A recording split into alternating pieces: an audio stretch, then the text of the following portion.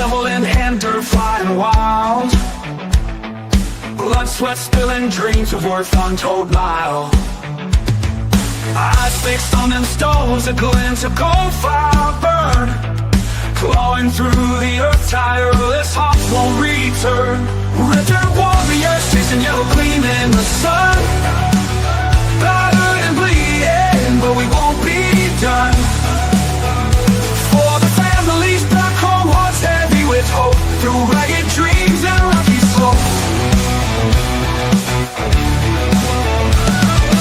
Mountains loom my tales pass through the years. Every grain of sand soaked with dreams and fears. Grit and grim men forging fortune from rock. Echoes of their struggle ticking like a clock. Red dirt warriors chasing yellow gleam in the sun. Battered and bleeding, but we won't be done. For the families back home, hearts heavy with hope. Through ragged dreams and rocky slopes.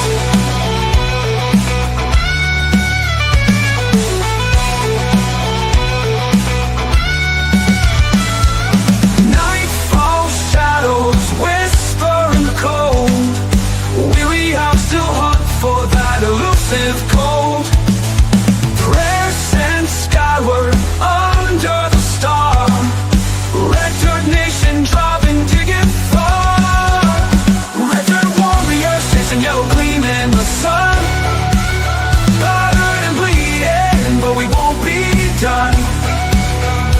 For the families back home, hearts heavy with hope. Through ragged dreams and rocky slopes.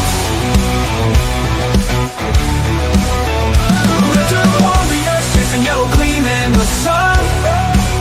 Battered and bleeding, but we won't be done. We won't be done. For the families back home, hearts heavy with hope. Through ragged dreams. There you go. That's the entry. There's Nick, Prospecting 406. I'm 403 Prospector. Welcome to our Monday night hangout. How's it going, Nick? How you doing, man? I'm living the nightmare. Living the nightmare. I am too. It's election night in Canada, so here's the nightmare. Let it go, right? Let it go. Well, And I'm also on call for work, so if I disappear, that's why. So let it go. We got our co-host backstage. We've got Freely Prospecting. Kelly, how's it going? Good, thanks. We got Ridge. How's it going, Ridge? I'm alive. Supermod in the house.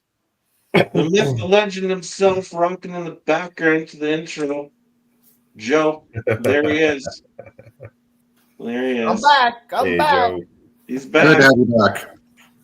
Glad you're COVID better, didn't man. get that old guy. He's like, screw that shit. I'm gonna beat it. And then we've got a really, really special guest. You guys saw it in the intro. Mr. Mike Pung from Gold Cube is here. And, you know, he's Mike Pung / Santa Claus. Oh, hang on. Uh-oh. Short bus rider just showed up. Hey, There he is. sorry. Hey, he made it. He had to Stacy. He had to lick all the windows before he came up. So That's right. Had to clean off those schnozberries. That's right. Anyways, let's get to the man of the hour, Santa Claus. Ho, ho, ho. Mike, how's it going? Good. How's it going? Oop, wrong person. Yeah, Wrong person. there he is. Yeah, your intro was pretty cool. It's like, That's gonna, I wish I made you like, do it. right? It's like Santa's jamming notes in the intro. This is wicked. So how you on. all is? Doing great. Good deal. Doing Good deal. awesome. Yep. As you can Living tell, the I'm in dream. my camper. I've been on the road since the 2nd of April. Our first destination was Kashmir, Washington, with a small detour to Arizona. And I was back into Arizona earlier this week. He froze again. Looks like we're going to have internet issues all evening. We'll work through it. We always do. We always do. Tootin'. AZ Gold Hunter is here. I'm How's it going, doing this AZ? for you. Easy. Ian Wesley also in the house. Yeah. Get some shout outs here. He's gonna have to. Oh, is he back? Back. Ron Kill Viewer. He's That's a new one. All Hey, right. there I am. He's back. Yes. So anyway, I'm on the road, headed home. It's been a long month. It's like I left on April Fools, and I'm going to try to get home before May Day. AZ Gold Hunter says, "Thanks, Mike. Good to see you." Yeah, good to see you too. Roman, I can't say your last name, Roman, but he says, "Hey, Mike." Yeah, AZ yeah. Gold Ron, mentions- Ron's part of the PLP group, Public Lands for the People. He's got a upward upward push that trying to keep our rights as not only miners but also as just the general population that uses public lands for fishing and boating and horseback riding and motorcycles and quad running and bird watching and turtle chasing, whatever. Nice. Wow. Holy. Well, that's Well, good. Roman, thank you for doing all the hard work. Holy. Ron, yeah. So have you done any prospecting in your travels over the past month? Oh yeah. In fact, you want to see some gold? Of Well, course. yeah. Who doesn't want to see We love candy. Yeah, we do. Okay, on the way up, I stopped in in Arizona in Meadview, and the only two pieces that I got, I don't know if you can see them, Oh, yeah. right there and right there, just two little pieces. Nice. Okay, size. so that's all I got in Meadview on the way up here. Now I had my running partner Cash Best. He's got gold sand, so gold-index.com. Same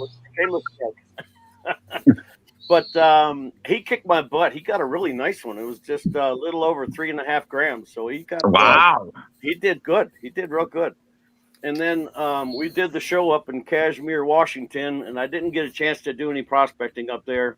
But I did get a couple of reservations on the potato patch in Liberty, Washington. So I'll be going back there in October and get the metal detect on the potato patch. Nice. I'm excited. Just come on, October, let's go. So then after that, I did a couple of errands and a couple of talks, and ended up in I always forget the name of this stupid town.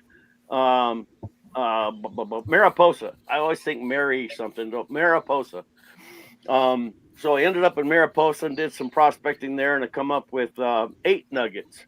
Nice. Yeah. So the very first one I got is this little guy right here, and Oh. yeah, Oh, boy. he's 2.6 grams. Wow. And then in the hole, I came up with another little guy here, Oh, God. Nice. and Wow. but all together, I came up with four little nuggets out of that one hole, and then and that hole was 27 inches deep. So so I swing a Mine Lab 7000, so I try to shoot below everybody. And try to they've got all the easy gold. They make me dig a big old hole. So then I was working. Probably maybe 100 yards from where I got those, and picked up another signal. It's really, really faint, and it ended up going down 30 inches, and found this specie here. Oh, Wow. Jeez. Holy. well worth the dig. Yeah, and then in that specie, I found another little guy in that same hole. Yeah, you always recheck your holes because you don't know what's going to get left behind. And then Wow. I come up with this other specie here. There's gold all up in it, but it's hard to see. but you put some good light on it and some readers, and you can see it. But there was enough solid in there that the metal detector picked it up. And guess how deep this guy was? A whole 2 inches. Oh, jeez. Yeah, yeah. So and then from there I went back to Meadview because I don't want to get over metal detected by anybody, and Cash had already skunked me. So I went back there, and so I pulled a 2.5 gram nugget out of there. Oh, jeez. Nice. Nice. So Wow. but he still beat me. He still got more gold than I got. So I'll just have to give it to him this time. I can't win all the time. Well, that amount of gold is more than some of us get. You got more in a month than some of us get in a year. Yeah. Yep. Yeah, I was there in Meadview in January, the changeover between January and February. And we actually did a push, and we had 7 other people on the claim, and amongst all 7 of us, I think we got just a little over 80 nuggets. But Wow. the biggest nugget was 1.3 grams, so we didn't find any monsters. But well, so far in my metal detecting career, I've only found the biggest gold nugget I found is 13.7 grams. So I haven't even gone over the half gram mark yet. Wow. Still, Yeah. that's a nugget. Yeah. And then we had somebody pay for their product in gold. So there's an ounce of gold. Oh. Nice. That'll work. Yeah. Yeah, so it's just a regular 1 ounce. I think they call it a 2 dram vial or something like that. But if you fill, this is kind of a neat little fact. If you fill up one of them bottles with a teaspoon of sugar, that whole teaspoon fits right in that vial with nothing left over. So a teaspoon of gold is an ounce of gold. No. Oh. So if you don't have anything to weigh it with, just go in the kitchen. I don't know. My wife gets mad at me when I start stealing all her, cooking utensils and stuff. Well, yeah, she doesn't like all the little pieces of dirt left behind in the spaghetti strainer. That's all. That's what Goodwill's for. It's just like me using the blender for as a rock crusher. No, we didn't have to go get a new blender. No, not at all. No, this is under warranty, isn't it? Yeah. I No, hit frappe and a rock shot out the side, so now I have it super glued and little black tape and that kind of stuff around it. Yeah, put it on frappe, and somehow your blender's frappe'd, man. Yeah. All right, Mike. I got a couple of questions for you. We're going to address the elephant in the room. Okay. Since you are known throughout the prospecting community for your wonderful, gold cube, why don't you give us a little insight on that? How long has the gold cube been around, and where did you actually get the idea for it? Well, they say invention is a mother. I mean, the mother of all invention, or necessity is the mother of all inventions. So it was really necessity. I had first met my partner Red in Colorado. He had the golden sand bucket and pump, So I saw that on eBay, and the fool left his phone number on there, so I called him. Yeah. And so that's how Red and I got together. And so we were sending stuff back and forth, and I found on the tailgate of a horse trailer, I saw this black matting. And we were just talking about blenders and spaghetti strainers and teaspoons and stuff. We us miners, we look outside the box, and the sluice box, right? We look outside the box and we see things that, hey, this could probably work to solve problem that we have out in the field that we had come up with. So I saw this matting on there, and I said, I've seen like deep V mat, and I've seen a bunch of other mats, but I've never seen anything like this ramp mat that was on the horse trailer. So picture this: I'm in Oklahoma, and I'm at a store that sells like baby chickens and horse feed and all this other stuff. Okay. And Farm and home. yeah. So it was called Lumber Too because they also sold discount lumber. Yeah. And so I'm on my knees with this horse trailer ramp coming down, and I'm picking at this thing, just picking at it, looking at it, and the guy comes out and he goes, "Can I help you?" And I said, "Yeah, I'm a miner." He says, "You're not going to find any nuggets in there that you want to keep." Horse nuggets, maybe. Yeah. So I said, "Where did you get this stuff?" And he goes, right inside. They got rolls of it. So I went in and I bought some, and then I sent some of that to my partner Red in Colorado, and we started playing with it. And this was long before the Gold Cube, and so we were playing with it, and we noticed that 1 inch drop per foot, the mat would just absolutely clog up. And I was like, well, it was a nice try. And then, I was high tech then. I had a step ladder, I had a bucket, that one of those black tubs, and then to get the right angle, I had to put a brick under it. Oh, That's high tech. wow, scientific. I'm saying. So I, being the klutz that I am, I accidentally kicked the tub, and the brick fell off, and the water was still running. And as soon as I seen that, it started exchanging. So I measured the angle, and it was right at about 14 degrees. And so I started experimenting with the different angles and see what would happen. So at 12 degrees, it stalls out. At 18 degrees, it starts dumping out. So 15 is right in the middle. So that's what we did. So 3 inches per foot is what we decided that this mat was going to run at. And it was called rooftop incline conveyor belt. And who wants to keep saying rooftop incline conveyor belt? Hey, Red, did you see the rooftop incline conveyor belt? So, but we noticed that it made little vortex on every one of the little squares in there because it was cut on a bias. So it was vortexing all the time. So we just called it vortex mat. Hey, that vortex mat. So that became the name of it, even though it's rooftop incline conveyor belt. They use it in the food industry. They use it in the post office. So that's some people, they just call it rooftop because they don't want to say that long word either. So, but anyway, that's the mat that we found, and we thought it was pretty cool because it was just killer on fine gold, just amazing. And then I was getting ready to take a trip, and I had heard that there was gold on Lake Superior, and I said, well, that's interesting. So I went to Lake Superior.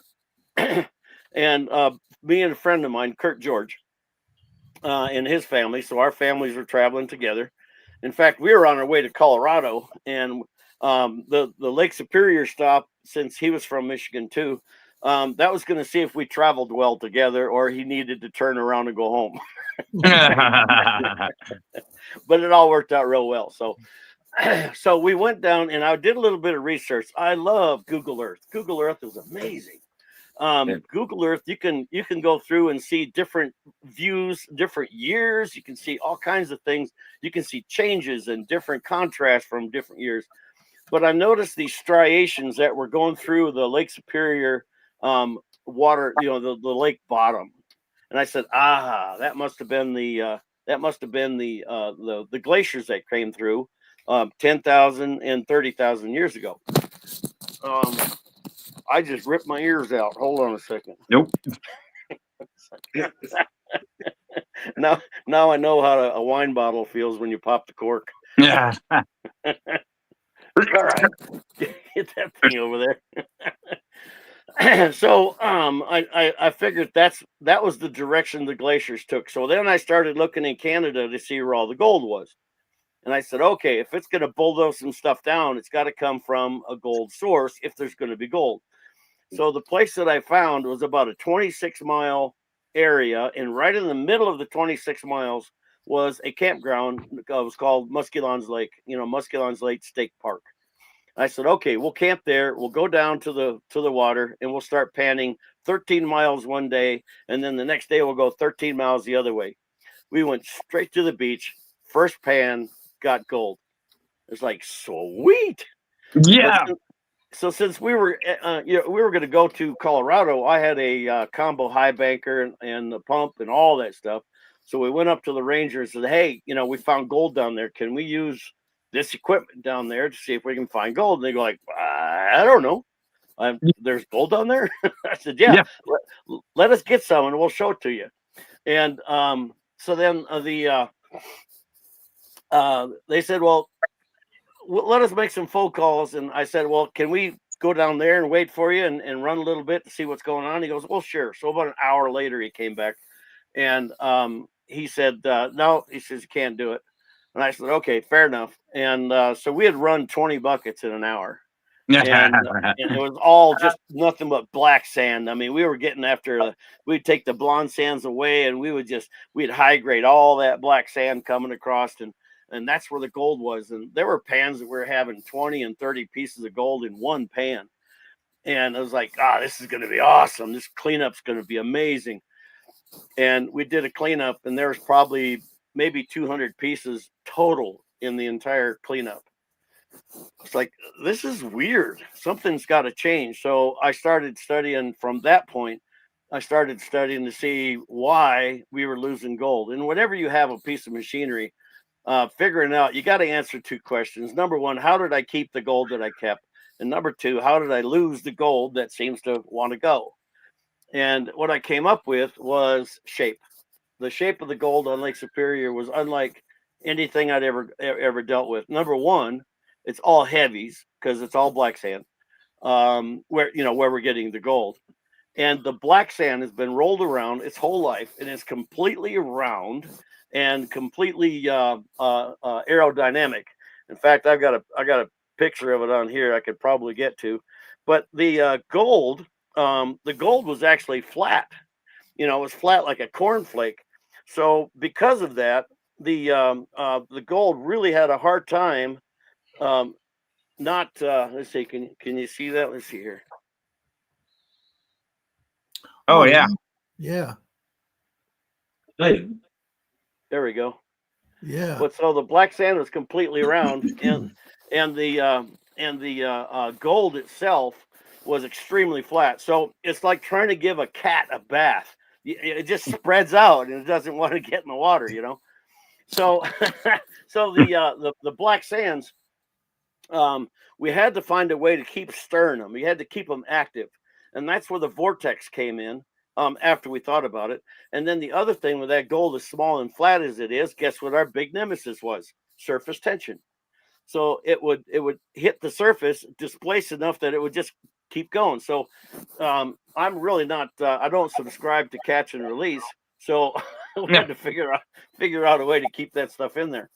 So we decided to try to get it underwater somehow, and we thought about the mud flap and everything. And I read a thesis from New Zealand from a guy named Trevor Alty, and he had a thing that was called a boil box. And then I also saw some of the big sluice boxes, wash plants that had nugget traps, and so there was a way to force everything underwater. And then what I did and what we got a patent for was the radial axis G4 separator. Everybody else is a square bottom, and they'd call it things like boil box or traps or whatever. We weren't trying to capture anything in there. What we wanted to do was align it in there, and then as it comes out, there's a low pressure zone at the top that the gold coming out, it just folds right over and right down the mat. All right, so it's like a stand-up riffle. So putting the gold where we want it, and then one of the things we learned from Trevor Alty was by shooting that all your material straight up in the air, only the lightest stuff goes to the top, and by specific gravity, it's heavier until it's gold. Okay, so we wanted to keep the gold low and put it right in front of the mat, and we wanted all the other garbage just to go away. Mhm. All right. So those are the types of things we were learning. And then we're going like, hey, if we can get it underwater and we can get it to stir down into a pocket like quicksand, gold in, garbage out, gold in, garbage out. It's a constant exchange. And that's why when you see a picture of a lot of gold on like Bering Sea gold or Gold Rush or anywhere you see someone bragging about it, you'll see most of the gold is right there in that first 2 or 3 inches, or like on Bering Sea, it's the whole damn thing. But Yeah. Yeah, right? yeah, Yeah. I see that, and even though I've seen it 100 times, I just like start drooling. Oh, yeah. Absolutely. That You were gold showing was. those. You were showing those nuggets earlier, and I'm sitting here drooling. Gotcha. All right, so that was the whole start of it, and that happened in 2009, and then by the fall of 2010, we got everything figured out, and by July of 2010, we had the concept pretty well worked out, and there's a video out there of Curtis is in this video with me, and we had this look like an erector set stand, so we'd keep changing the angle of and pitch of everything, and we were shooting it across too fast, so we cut up a bucket and put it across there as a water stop. It looked ridiculous, but it worked. And in fact, one of the things that was in there is like, hey, cool, it works. And then there was like, oh crap, it works.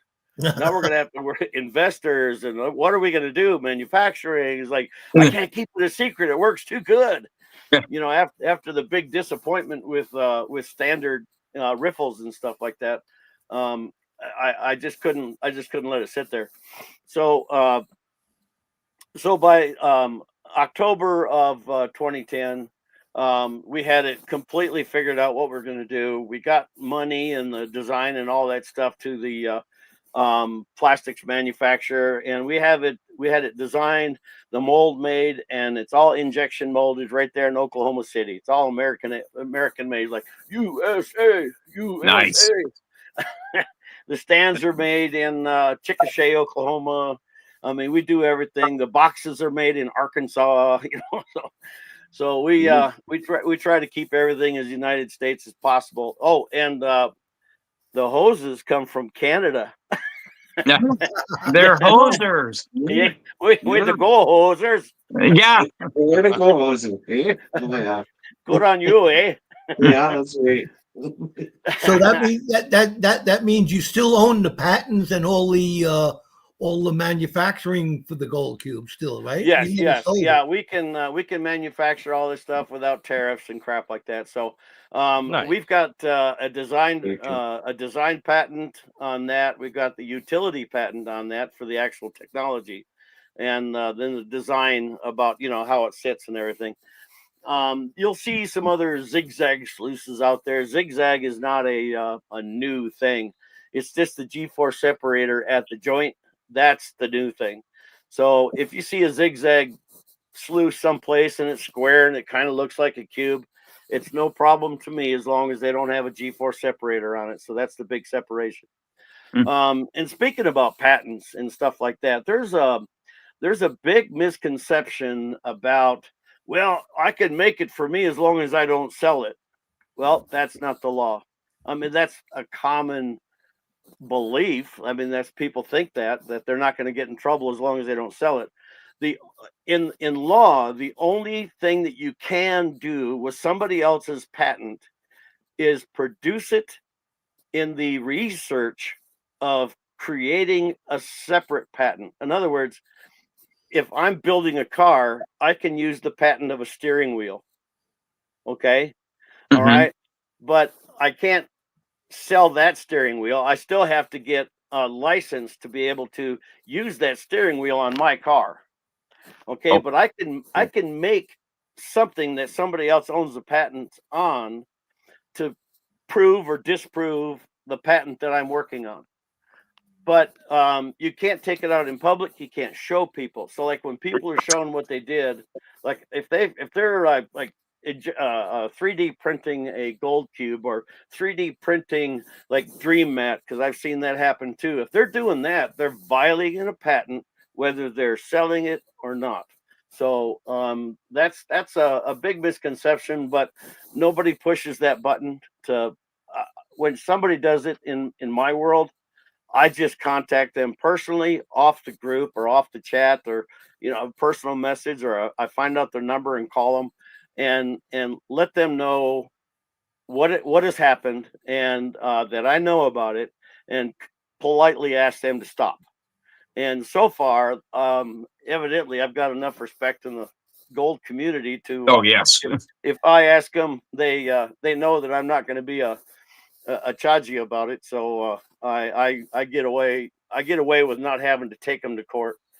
I had one guy that the crazy kid, he had bought something from me, something, and I recognized his name because it had an interesting name. And while he's telling me that he's building the gold cube and he's going to sell it and put me out of business and yada yada yada, I remembered him. I went back in my records. I found him. I found his address. I looked him up on Google Earth. I went to Street View so I could see what his house looked like. And I asked him if he ever fixed his mailbox, because in the picture it had a broken corner on it, concrete, a brick mailbox. And I said, I also like the fact that you've got a red door, because that's a very welcoming thing. But I really was interested in the color of the house, because I need to know if it's a color that I approve, because when I own it, I'll probably have to repaint it. And he goes like, "Oh no, I was just kidding." Like, "Oh my God, you know who I am." That's one way to do it. That's for Yeah, sure. yeah, I got his attention. But it was all a big process. It started that 15 degrees in the gold cube it happened because of the mat.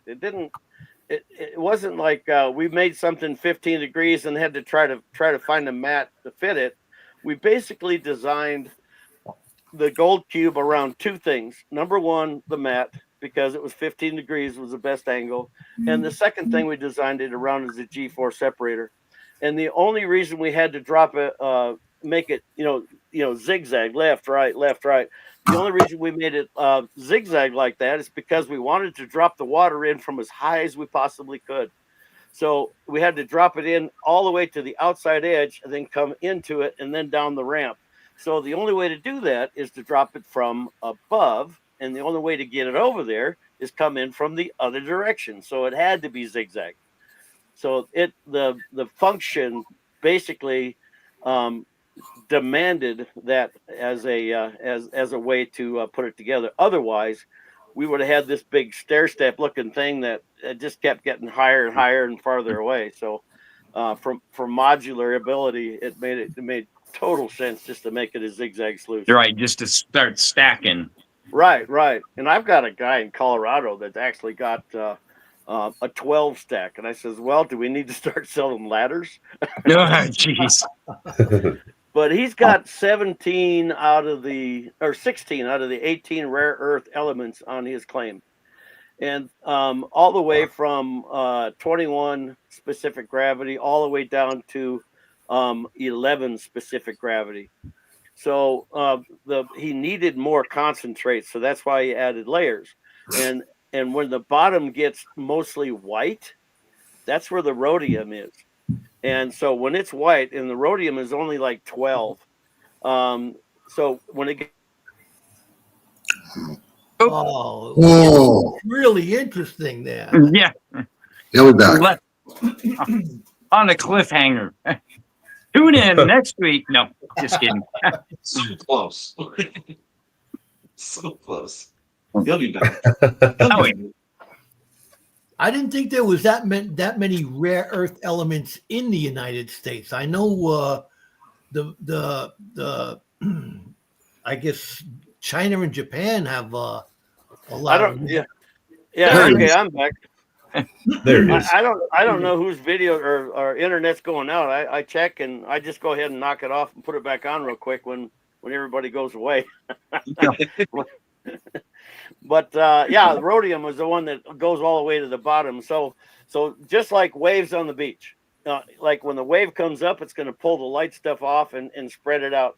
So when you get over to the beach, you're going to see black sands, and then you'll see the garnets, and then you'll see some, some other heavier gemmy type stuff, and then you'll see the blonde sands. So it's just exactly that way. The heavies are on top, and the lights make it to the bottom or back to the ocean or whatever. And so that's basically what's happening. Is it's making enough concentrate at all the specific gravity levels that he gets a very happy cleanup, and he just uses that bottom tray as a guide. Wow. If his time is already up, he's also got a time. He won't go any longer than a certain number of minutes or hour or whatever.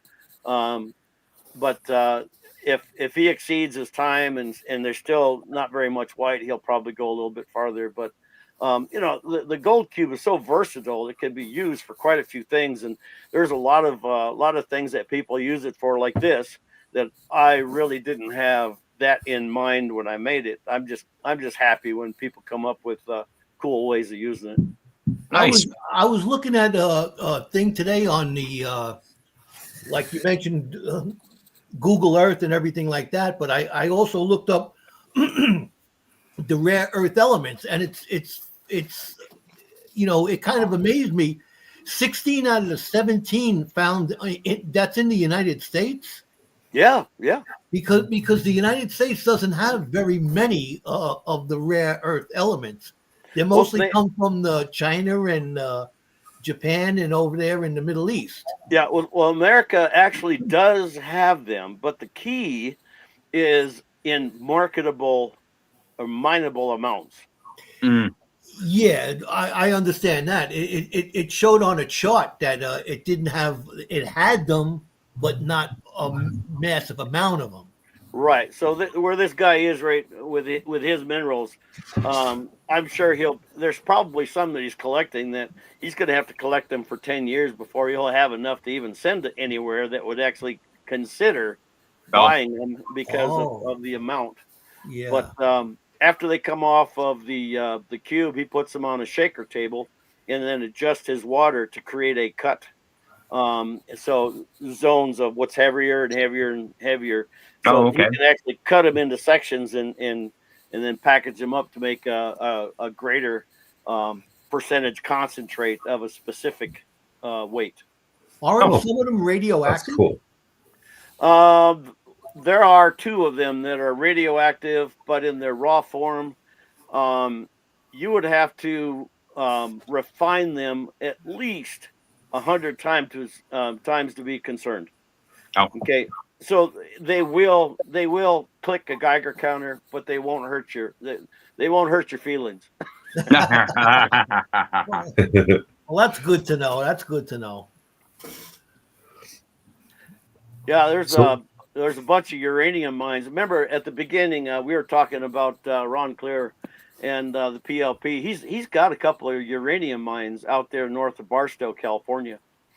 And so they go in there with the Geiger counters and everything, and they just start clacking away when they get into. They use a black light, a 365 nanometer black light to help identify. And then they put the Geiger counter to them, and they can actually see, by the meter reading, that how potent or how how strong that uranium ore is. So yeah, there are some uranium mines here in Montana, some old abandoned ones that I know of. Yeah, Montana, Idaho, Colorado, California. I haven't heard any in Washington or Oregon, but that doesn't mean that they're not there. Ooh, more mines I can crawl in. Also heard they're trying to do a rare earth mineral mine down in the Bitterroot south of us here in Missoula. Oh yeah, I'm not sure which kind yet. I haven't heard, but they're fighting it pretty hard down there. Yeah, the big thing is, you get a bunch of eco-Nazis out there. They think they got to save the earth at the expense of all humans, and it's like, wait a minute, you're a human. You do realize that, don't you? But I think they fight just for the sake of fighting sometimes. But the old days of mining were not very responsible.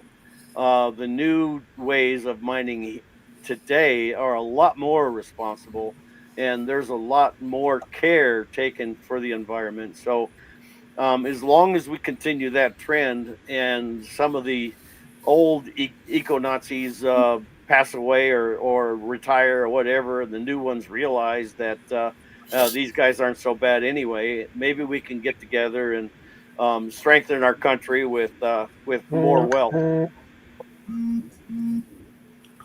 Mr. Lodak's got a question for you. Yes, sir. Do you remember how many of the gold cube keychains were made? How many keychains were made? Yes. Do you guys remember the tub flanges that we make?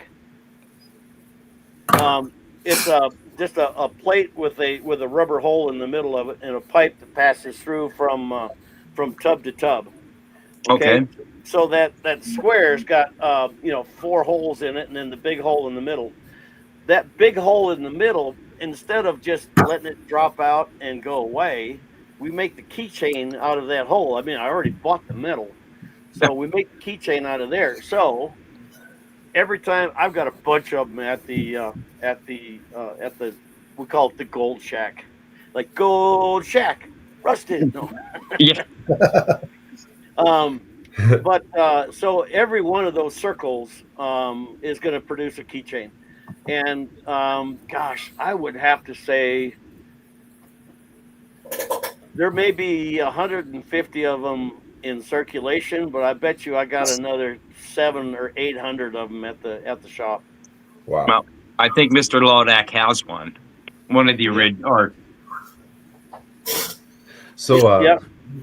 Fire Chicken Adventures was wondering. He says he believes that you might have been working with the Michigan DNR, and he was wondering Yes. if there was any word on bringing back sluicing to the Muskellon State Park.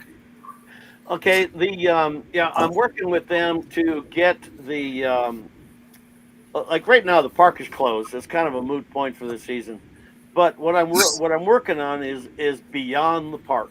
I'm working with the state of Michigan, trying to get border water rules added to the inland lakes and streams rules, because the border waters were not even considered when they made the rules to begin with. And now that somebody found gold on Lake Superior, it's become a thing. And the only way that we could keep people mining was through the Muskellons Lake State Park, which is the highest concentration of the gold. And the only way to get that is with a special use permit. So that's what we had done in the past. Well, last year they wanted us to back down from using equipment, recirculating with batteries and pumps, and only pan. And they wanted to just discontinue it. So I had after quite a few Zoom meetings and trying to reason with them and coming up with, like, they'd have a reason. One of the reasons was too many doing the same thing in a small area. Some of them were saying that they're digging, they're finding relics. We need to protect our relics because there used to be an old sawmill there. I kept, every time they had an objection, I would have a solution. And I came up with a method of relic identification and how to turn it in, and if it's cool enough to get credit for it, whatever. I came up with all these things to help them solve the problem. I wrote the rules, I wrote everything, so all they had to do was put a stamp on it, put their name on it, and put it in the books. I didn't care who got credit for it. And but right now I'm working on getting the inland lakes and streams rules that actually their only concern was erosion, mussel beds, and migrating fish, trout and salmon. So that was the concerns, and the rules are written to protect them. And so since none of those, the only rule that would be for border waters would be erosion. And part of the rules that I came up with when we were using those rules at Muskellons Lake was if you encountered a root, you had to stop, repack the dirt on it, and back up. Okay, so all their concerns, I don't always address them. And a lot of the border water rules, I make sure that I mimicked their inland rules to make it more acceptable and more uniform looking. So I'm trying to get them to include them. So anybody that wants to, like, if they want to go to Petoskey, Michigan, or Alpena, Michigan, or Escanaba, Michigan, any of the Great Lakes, and look for gold because they're seeing a bunch of black sand. I want them protected by the rules of the state instead of they're going rogue and hope they don't get or get caught. So those are the rules that I'm working on with the state of Michigan. As a former Michigander, I was a troll. I lived below the bridge. So, as a former Michigander, I'm doing everything I can to help the people that live there and the surrounding states to be able to come into Michigan and enjoy a great hobby that we have. And change the rules and make it, more user friendly. And Yeah, just updating the rules. That's basically the key. But the easiest thing for any government agency to do is nothing. yeah, So, so that's So- what happens. So I just become a pain in the butt until they decide to do something. I kill them with kindness. So, Mike, is there any new equipment or any gold cube upgrades in the works? Yes. Anything you can share? okay. There you go. All right. I was just talking with Red. Steve Wilcox is his real name. I was talking with Red, my partner, and we'd been talking for a number of years about a gold cube small enough to fit inside of a bucket. Ooh. Oh wow. Yeah. And it'll basically it'll be able to run about 400 pounds of dirt an hour. So it's not, you're not really restricting your day much because you're running a smaller cube. It just makes it a lot more packable. And I was going to make it with a removable mats, and have a box and then an open door, and you put your mats all in it. And once you've got the mats in it, you can close the door back up and turn the water on and go. But that just seemed like a big pain in the butt, and I didn't want to open up a fabrication shop. So I've got a couple of ideas that I've been thinking about while I've been on the road that in my head they work great. But early on, Red, he told me, he says, Mike, because I'd be arguing with him about the way something was going to work. He goes, Mike, don't believe everything you think. Yeah. It is easy to overthink things. Yes. Yeah. But one of my jobs, through life was after I left the Air Force. I retired in '95, and I had a woodworking business started that was wood turning. So I really got in real heavy with the stairway industry, and then they were like, "Can you make this wood bend up a curved stair?" And I said, "Sure." And then I had like, "Okay, now how am I going to do it?" So I was self-taught, and I'd have to visualize exactly how things were going to work, and as I was making it work in my head, look for things breaking. It's like, oh, back up. We're gonna go the other way. All right. Oh, that broke there. Okay, back up.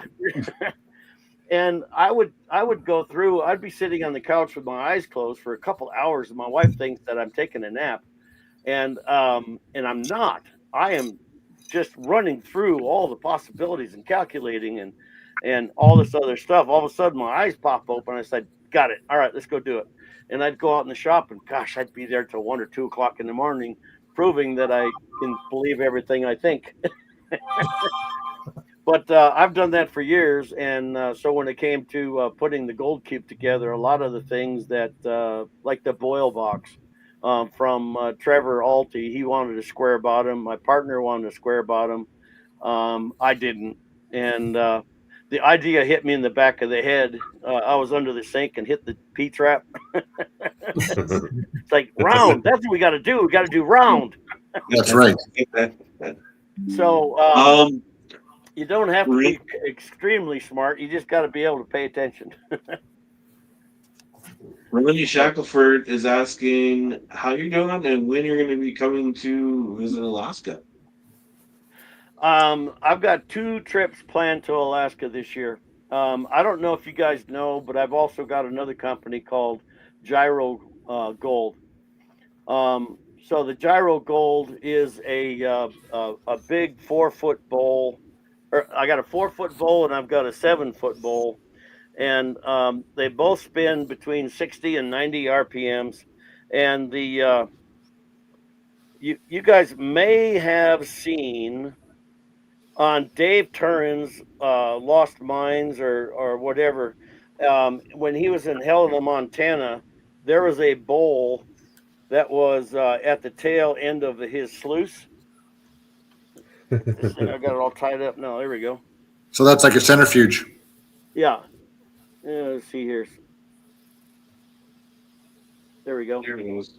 Yeah. Yep. Okay, so that big bowl there, I own that company now. Oh, cool. Yeah, the guy in the pink shirt, he was the owner, and he says, Mike, he says, I've got an offer you can't refuse. Well, he was right. I couldn't refuse it. So in May, I'm going up. Just had a minor friend of mine purchase the gyro, and he's going to be. We've already got it up there. We had to take it in across the ice and snow, so it's already there. But he's going to be joining it the second week of May, and then I'll be going up there the third week of May to set it up, get it running, and start making him some money. And while I'm there, I get to metal detect and try to find more hot streaks for him to mine. So I'm going to be paid as a independent contractor to do an analytic valuation of the property. And it's like, I mean, I get to play and get paid for it. Cool. Yeah, so that's May, and I should be back first week of June. After I get back in Sedalia, Missouri, anybody you guys that it's close enough to Sedalia, Missouri, it's right in the middle of the state. There's gonna be a gold show over there. The Show Me Gold prospectors in Missouri are gonna have a show there, and I don't have the actual dates, but I think it's the second weekend. But go to Show Me Gold on Facebook or whatever. Somebody might be on here that can give me the dates. But the next time I go back up there to Alaska is going to be in. I saw waving. Hi. The next time I go up, it's either going to be mid to late August into September, possibly. So I will be back up there again in the fall. So once the mosquitoes die, the last time I went to Alaska, I saw a bumper sticker that said, "I went to Alaska and I never saw a single mosquito." And then it says they were all married and raising very large families.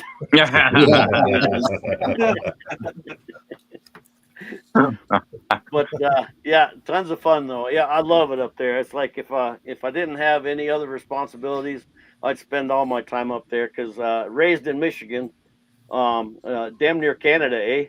Damn near. I understand what cold is. I don't like it, but I understand it. In the Air Force, my very first assignment was up in Loring Air Force Base, Maine. So they figured I could handle it, and then I went down to Altus, Oklahoma, and then Korea, Osan, Korea, and then up to Grand Forks, North Dakota, and that's freaking cold. That'll freeze your potatoes. Yeah. They did a lot of sugar beets and stuff there in North Dakota. But anyway, so if I had a choice to live in Alaska for the rest of my life, count me in. Here I come. Yeah. I don't even I'd be care. right If I'm, there, yeah, I don't care what I'm living in as long as it'll block the wind. right? So, do you usually drive or fly up to Alaska when you go up there? It changes. If I want to get Changes? the most on the ground, I'll fly up. If my only chance to get up there is to like go to Nome, I gotta fly anyway. I might as well just start flying and instead of wasting 10 days of travel time, I can just put 10 days on the ground. Yeah. Yeah, So, but if I've got other things to do, then I drive, and I generally pull the trailer behind me, so it doesn't matter where I am. I got a place to stay. There's a good friend of mine, Craig Smith, up there in Fairbanks. He's got Pro Music, and he's the gold supply store in the Fairbanks area. Everybody knows Craig at Pro Music, and so usually if I'm up there and I don't have any transportation, he'll come to the airport, pick me up. He's got a room set aside for me. Not just me, I'm sure that room's seen a lot of people. Yeah. But I'm going to say it's my room, Yeah. it's yours. at Yeah, least while I'm there. We don't Yes, right.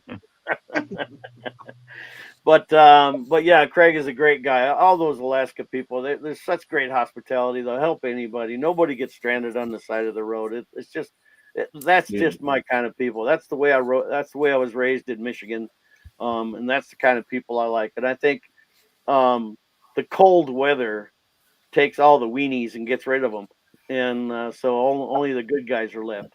Yeah. it's the people in the Yukon are very much so similar. If you're needing any kind of help or accommodations, they're right there to help you, right? Yep. You've been to the Yukon quite a bit too, I imagine. Eh? Oh yeah. Let me tell you a story about Tony Beats. Yeah, absolutely. Sure. Sure. I told Tony I was coming up, and he says stop on by when you come through, and I'd met Tony a few times at some gold shows down in Arizona and a couple other places, but so we had crossed paths. We knew each other. In fact, we knew each other enough that one time we were walking through Mesa, Arizona, and I was doing something with my back turned, and I heard from the back of me, I heard Mike. And I was like, oh my God, that sounded like Tony. Turned around, and there's Tony and Minnie right there. Oh. So I walks up and I give Minnie a hug. I says, I got to take care of Mama first. and then Minnie's like, I like this one. So, and then Tony, oh my God, you should see the size of his mitts. I mean, I got big hands, but his hands make mine look like I'm a baby. So he likes a good handshake. So you better make sure you get in there or else you're not coming back with anything. So, knowing that about him, I make sure I pop that sucker in there and I give him a good grip. And so he, at one of the gold shows, I heard he was around. He finally came around. I gave him a big handshake, and he goes, "Finally, effing good handshake," like beep. And so I told him I was coming up the day before I left. I was in the wood shop finishing up a job. A piece of wood cut loose. It put my hand over where it shouldn't have been, and I cut off just the tip of this finger. It's about a quarter of an inch of it, but it opened it up, and it looked like a sock monkey. But so I had a Band-Aid on it, so I couldn't shake his hand right-handed. I was meeting my mom, and I got to quit touching the table. Can you guys see me? So I had my mom and her husband, and my wife was there, and two of my sisters flew up to be part of, to be with mom and everything, and to see Alaska and Canada. And so we all went in there to Tony's place, and Tony come over, and I went to shake his hand, and I put my hand up with a Band-Aid on it, and I was like, "Hey, Tony," and I put my left hand out, so he's just kind of shook me left-handed, and I gave him a hell of a grip, and he goes, "Well, that's effing weird." And then he says, "Minnie says I'll have to apologize for my language." And in the apology, there were 6 F-bombs. In the apology. And my mom says, "I don't think he can help it." Yeah. And then my youngest sister, or my second to youngest, she had almost became a nun at one time, and she said, "Well, but he does it in the nicest way." Yeah. And I told her, I says, "Tony," I says, "you know what my mom told me growing up was, if you can't think of another word besides a swear word, then it means you lack intelligence." I said, "But mom," I said, "he knows 4 other languages." He goes, "Oh, F and 5." And I says, "And it's English that he doesn't know as many swear words." All right, But, so it's that hour mark. I want to make a quick announcement, and maybe we'll put it up. Mike has graciously donated a couple prizes for tonight for our viewers. woohoo. Cool. Mike. Gracious man. Thank you very much, Mike. Mike, betcha. do you want to explain to the viewers what you were giving away? Well, we got the banjo pan. Quick story about the Oh. banjo pan is it was a mistake. It was a mistake. We did not mean to make a pan. Who wants to make another pan? But the mat, instead of coming in perfectly straight across, it had a swoop to it. So we could only get 4 cuts out of a 5-foot wide mat. So we were losing 20% of our product. So the mat that we pulled out of there, we were just going to make a sluice box, and instead it was like, "Oh, what if there's no flow? Or why worry about setup? Let's just put a scoop on the end so we can just get water and just like bring water to it and just keep doing that." Well, it turned into the banjo pan and ended up with the banjo pan. You can wet pan, you can dry pan. I just came from the desert, and people bought crap out of these things because you could dry pan with them, and you can also pan completely submerged underwater. So from a mistake to a sluice box to turn it into a pan that's actually real functional. The when you get to goldcube.net, go to the videos and click on banjo pan, and you're going to see all the videos in there how to use the pan, especially the winter. And there's one in there called production panning. If you watch the time between shovel in to concentrates to shovel in to concentrates, that's about 10 seconds. Well, So we're taking like a yard and a half, almost 2 yards of material and fitting the cons in a 5-gallon bucket. Now you take that back home when you get a little closer to the refrigerator in the bathroom, and you can get your gold out. But that's the banjo pan. That's one of them. Nice. And the other thing we're giving away is the Golden Rule classifier. Now, did I say the cleanup classifier or the 16? The Pro Pack. The cleanup kit. Okay, the cleanup. Now we've got a Pro Pack. It's the screen sizes are 16 screens at 4 mesh, all the way down to 400 mesh. oh, wow.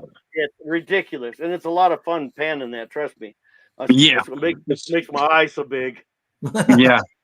I've tried a little bit of that 400 mesh. That stuff is terrible. Oh, I love it. I love it. Of course, I'm Rock an idiot. Butcher sent a bunch of gold. stuff to us, and oh yeah, ugh. But, Panning talcum powder. yeah, but what we've got is basically 2 jars that fit together, and the screen gets trapped in the ring when you screw them together. So you can shake from one down to the other screen. So you can shake everything through the screen and into the bottom cup, and it's all sealed, so you can't spatter it all over the place. So it makes it very controllable. The cleanup kit has 4 of the main screens. It's got 16, 30, 50, and 100. And basically the golden rule, and the reason we call it the golden rule system, is the golden rule is if everything's the same size, gold rules. All right. So classification is key. We got to make in that batch with, like 30 to 50 or whatever, that batch, the smallest piece of gold is going to outweigh the largest piece of garbage. Okay. That just makes it so much easier, whether you're panning, blue bowl, spiral wheel, Miller table, however you're doing it, whatever you're going to use to clean up your gold. Once you've got those batches the same size, everything is a lot easier. All of a sudden, you'll feel like a professional. So anyway, the golden rule cleanup kit and the banjo pan. Awesome. Do you want to run one right now? you want to run our first giveaway, the banjo pan? Who are you asking me? Yeah, yeah. Yeah. Yeah. I hope I win. Awesome. So let's do the first one. I'll put up the giveaway tool here. You guys can see that. There we go. So there you go. Put it in chat, everybody. Hashtag banjo pan. It's very generous of Mike to give that away. We appreciate it, Mike. Okay. And on this, let's have a first place and a second place. Can you do that? Yeah, we can do that. All right. Absolutely. 2 banjo pans. Ooh, look at that. Thanks, Mike. Yeah. And free shipping. What? That's Oh, awesome. I'm going in on this. I'm gonna because How I can want you a not? demonstration when you come up to Canada this summer. Yeah. If I'll more than likely be driving through this summer. On the summer one, I'm flying on the May one, but the summer one, I more than likely will be driving. Yeah. And usually when I drive up with either my wife or with Cash, my running partner, and then we swap off at the airport, and I'll come back with the other one. But I stay on the road the whole time. Oh, You ever found yourself in Montana? Yeah.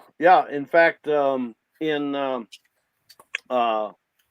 Conrad, Montana, is where Gold Fox is, and Gold Fox actually makes my I was my gonna ask, isn't the guy that makes your trommel in Cascade? Okay.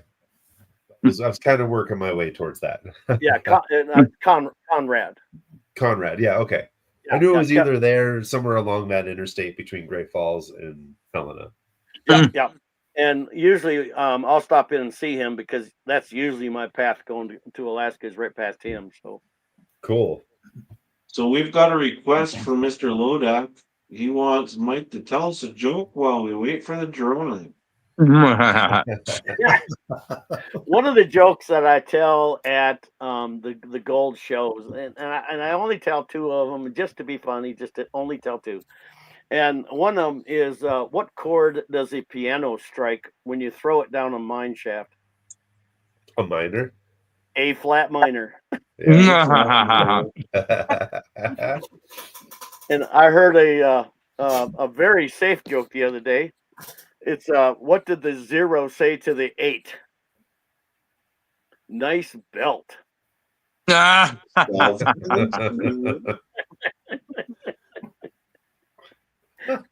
Oh. Or the chicken cross the road one is, why wouldn't the chicken cross the road? What would you call him? Chicken. Jeez. Is there a Rudolph joke? A what? A Rudolph joke? A Rudolph joke. Well, there's not a Rudolph joke, but there is Howard. He's the brown-nosed reindeer.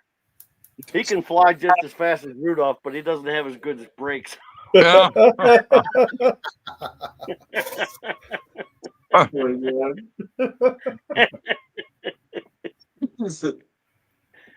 Oh, that's great. I'm gonna let you keep telling them. Yours are much more PG. Well, a I lot try more to keep, PG than ours are. yeah, well, I try to keep it PG. I saw the warning in the beginning. The warning doesn't apply to you. Come on. No. It applies. I mean, I can be as decent as the next guy. Yeah, that's true. Yeah. Okay, I've got the timer on for 1 minute on this hashtag for our first winner. How many Okay. people we got entered so far? 22? Oh, cool. Yeah, we've got About 44 half people people here. so far. 44 people, 45 people. So make sure you get that hashtag banjo pan just as you see it on your screen.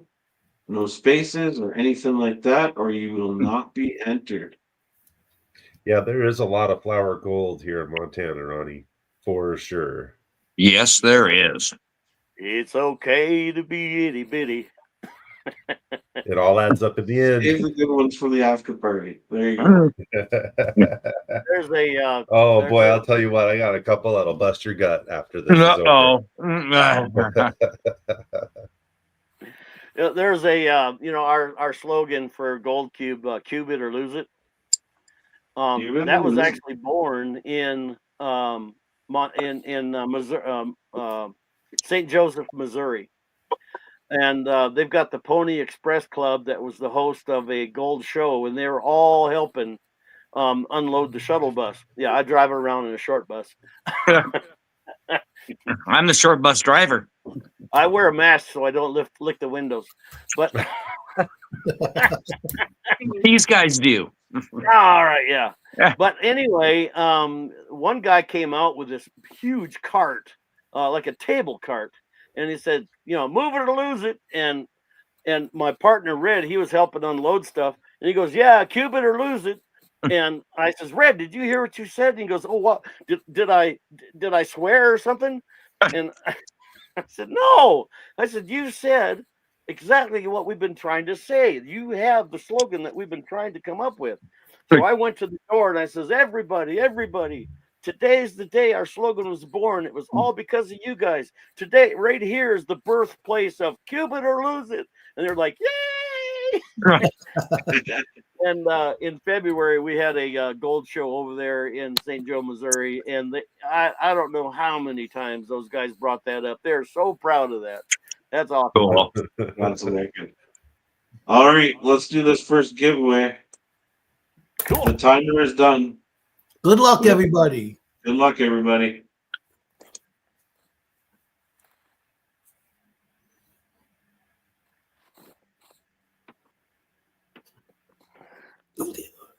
Milwaukee. Man. Me gets the first banjo pin. How about that? He's gonna be happy about that. Yeah, we've got 4 different colors. We've got green, blue, black, and pink if you're securing your pan hood. Matt wants the pink one. I know he does. I'll bet he does. Yeah. All right. Yeah, Mike and Matt, you guys just have each other's numbers. Yeah. That's Matt Hill, right? Yep. You're right. I That's figured me. there's more than one Matt in Milwaukee, but I figured not from this group. All right. Let's draw again.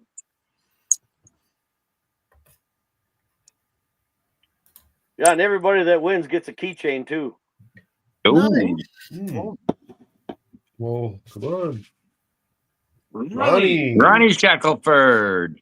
All right. Congrats, man. Congrats, Ronnie. Nice.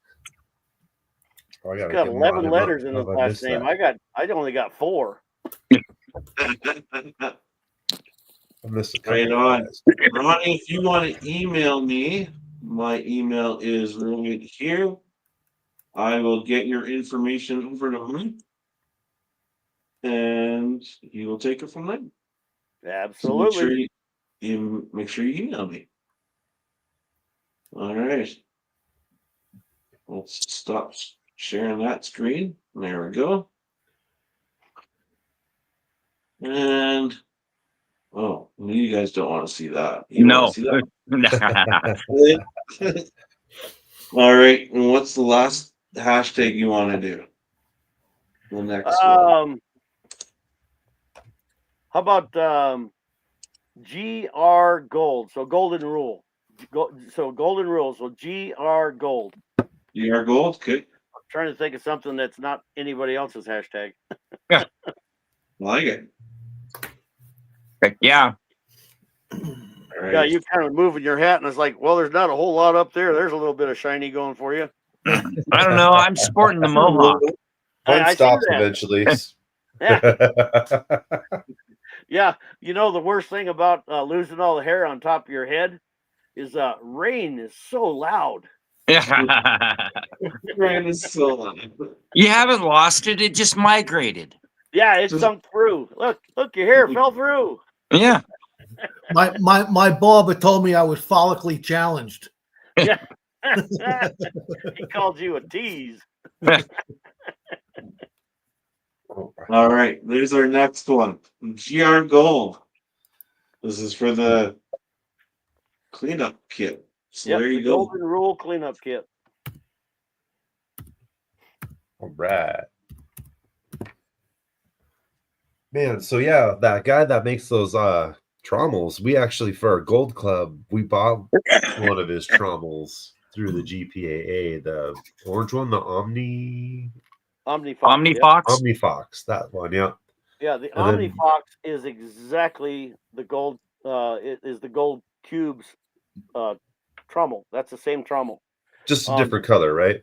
It's different color, and it says Gold Fox instead of Gold Cube, and it's got Yeah. a mount for a sluice box rather than the Gold Cube. Right. And that we got a club member that uses 6-stack of what you've got. I'll sell step ladders. He's got a pretty sweet setup with these really low sitting tubs. So it all sits at a pretty good height for him. He's a pretty tall guy. So Okay, yeah, and with a long enough shovel, you can reach the top anyway. Oh, that's Kevin, true isn't it? story. It's Kevin, yeah. Yeah. Yeah. Mike. When we go mining, my wife Pamela, she the only time that she'll go mining with me is if I'm going to use the trommel, because she loves tending the trommel. We were in Chicken, Alaska, and right there at Chicken Creek at the campsite there, and spot number 12. If anybody wants to jump in my hole, spot number 12 butts right up against the creek and right down over the edge. You got to go to the halfway point of the river and the other side. So I didn't find any gold from halfway back to the camper. So you got to go to the other side. And about 18 inches down, we found a crunchy layer that was just loaded with gold. So I took 18 inches off the top and made a little island for her to stand on. And then we went down into the crunchy layer and started processing. And in that gold that was there, we ended up with 1.34 ounces of gold in 2 days. Wow. Nice. Yeah, and that's when the people at the front office said there's no gold in there. Well, the first 18 inches, there wasn't any. And if you didn't cross the river, there wasn't any. But just keep looking. It's out there somewhere. Gold is where it wants to be. It's our job to find That's it. right. That's right. It's our job to read the ground. That's it. Yeah, sometimes when your balance is a little off, you're like sprawled out on the ground. You said, "What are you doing?" I said, "I'm reading in Braille." Yeah. I'm getting a taste. Yeah, it's like that. Rocky the squirrel. It's like remember Rocky and Bullwinkle? Yep. Oh yeah. Oh yeah. Yeah, and then the funny part is I can't remember where I was going with it. It's I hate when I do that. Mike, I was going to ask you earlier, when you were going through all the trials and tribulations, coming up with the gold cube and the mats and the vortexes and the angles of everything, did you run across any water flow problems? Did you have to have an ideal,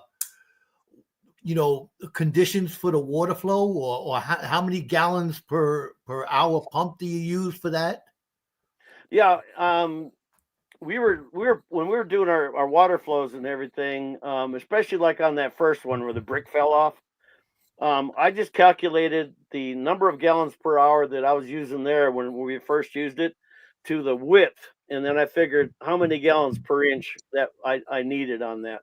So we just kind of used that figure to figure it all out, and then we started checking maximum flow to where it was just going to start causing troubles, and then also minimum flow. So we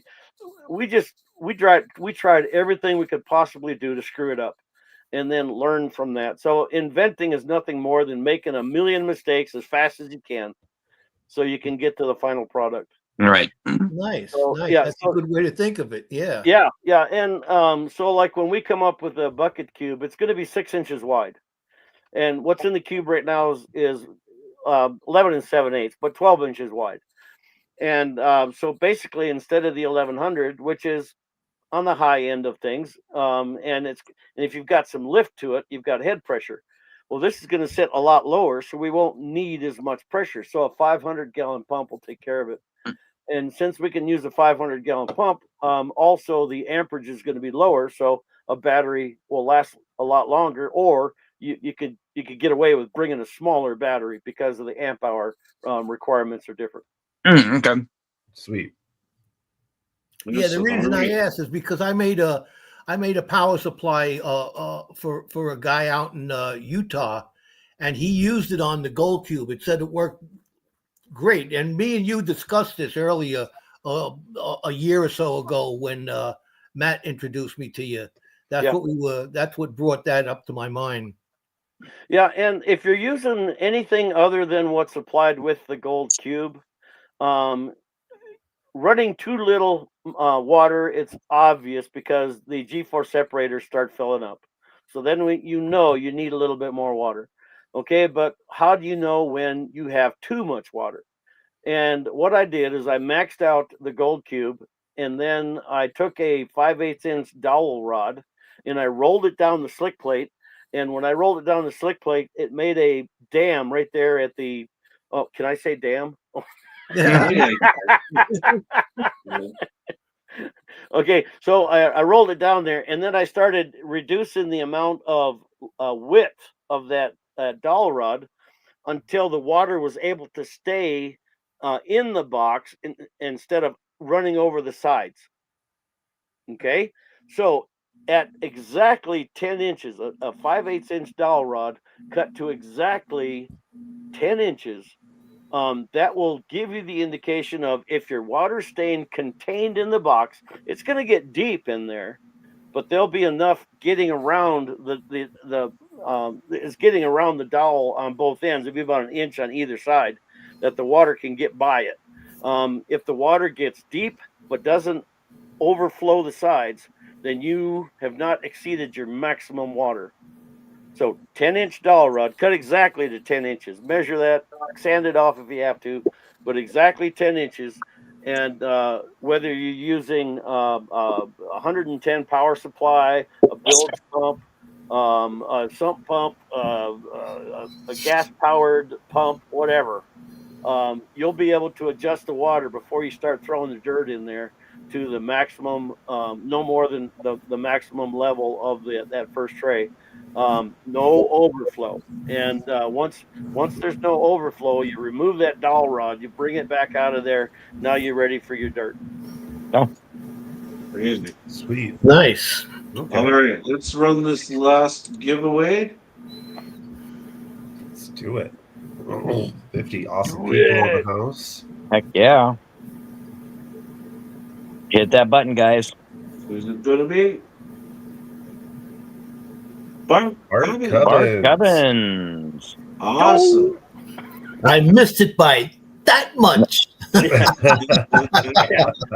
99. Let's call the chief. Awesome. Bart, send me an email with your information and I will get it over to Mike ASAP. Congratulations. Congratulations. And I'll throw a keychain in there for you as well. Wicked. Nice. That's cool. Wicked. Well, unfortunately, gentlemen, I have to go because I am on call and I got to go take care of one of my clients is having an emergency. So. Oh, yes. Okay. We understand, Trab. Yeah, so I will join once I'm in my car. So, yeah, you guys got it for a few minutes and I'll join from the road. So, All right. Sounds So good. you want to talk amongst ourselves. Yeah. There you go. Oh, man. All right, I'll be right back, guys. I'll talk All right, to you. man. Yeah. So, All right, Mike, cool. Now we is there... can talk about him. Yeah, right. Is there anything you like to look for besides gold? Just about anything I can pick up off the ground. I like when I was growing up, my mom liked picking up rocks and stuff. So, and in Gaylord, Michigan, where I grew up, there was a lot of Petoskey stones. So I was always looking for Petoskey stones. And so looking for Petoskey stones, and then when we went up to Lake Superior, looking for agates. So it's always been a passion of mine to, zero in and trying to find something. So gold just came, just it was a natural progression or digression or whatever you want to call it. But yeah, and I'm the president of our gold club in Oklahoma. Believe it or not, like there's Nick's our Me too. president now. yeah, yeah, yeah, yeah. We tell people in Oklahoma there's 9 pieces of gold, and I've got 7 of them. Yeah, We just tell people there's no gold on our creek. There there's you no go. gold in Montana. No, none whatsoever. But once in a while we'll just take the club and we'll go someplace. And we did a big training event down in Tishomingo this spring and brought a bunch of equipment that none of the people in the club would have had an opportunity to use. There wasn't any gold there, but if you were to look at this river that we found, um, it was in Blake Shelton's hometown, Tishomingo. So this creek, looking at it, was the perfect gold creek. It was amazing. So we were able to go around and say, here's a low pressure zone. This is why gold would here. There's a crevice right here that's got to have gold, and then we would excavate that and then find tons of black sand. Or this probably isn't as good, and we wouldn't find as much black sand. So it was the evidence and the obviousness of the results were all there. So for training, it was great to not be sidetracked by gold because there wasn't any. No.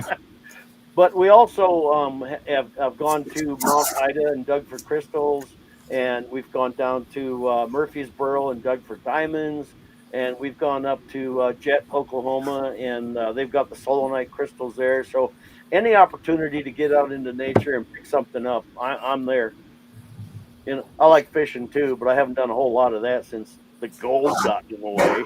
Yeah, the gold got in your way. Yeah, it's like fishing pole, metal detector. Metal detector. Yo, Yeah.